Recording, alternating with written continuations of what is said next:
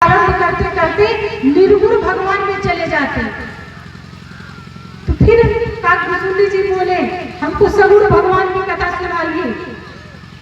और सगुण की भगवान की कथा सुनाते सुनाते लोमस ऋषि फिर निर्गुण भगवान में पहुंच जाते। तो काकभुसुंडी जी महाराज बोले फिर हमको सगुण भगवान के बारे में सुनाइए। जब ऐसे 4-5 बार चला तो काकभुसुंडी जी महाराज को क्रोध आया।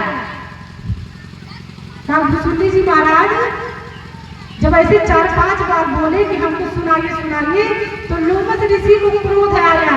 बोले जो मैं सुनाता हूँ वो नहीं सुन रहा है और कौवे की भांति काँव काँव करता है, जा तुझे श्राप देता हूँ कौवा हो जा।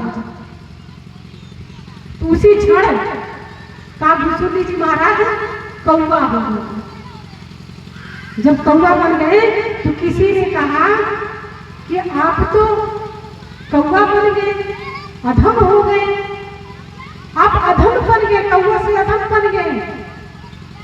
तो काकभुसुंडी जी बोले कि मैं अधम नहीं, भगवान ने मेरे ऊपर कृपा कर दी है।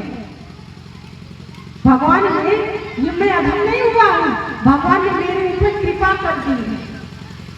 यहाँ एक बात ध्यान दीजिएगा, मैं आपसे बोली थी ना कि स्थिति परिस्थिति बदलने के साथ साथ हमारे मन की भी स्थिति बदलती रहती है, बदलती है ना।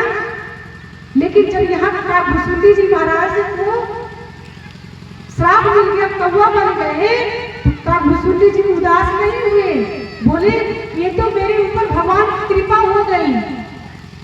यदि मैं मनुष्य रहता तो मैं भगवान के द्वार पर भगवान का दर्शन करने जाता तो द्वारपाल मुझे रोक देते, मैं अंदर नहीं जा पाता। अब मैं कौवा बन गया हूँ, उड़ करके भगवान के आंगन में उतर जाऊंगा और कोई मुझे रोकने वाला नहीं होगा।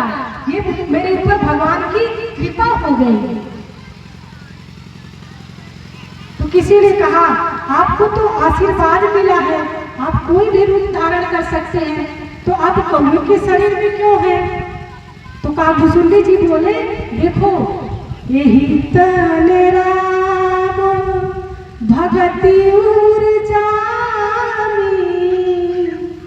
यही तने राम भगति ऊर्जामी, यही ते मोहि परम प्रिय स्वामी, यही ते मोहि परम प्रिय स्वामी।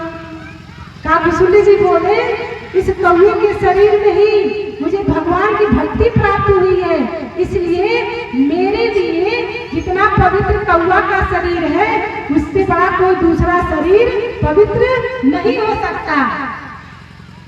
इस कौवे के इस शरीर में मुझे भगवान की प्राप्ति हुई है, इसलिए इस शरीर से पवित्र कोई दूसरा शरीर नहीं हो सकता। देखिए चाहे जीव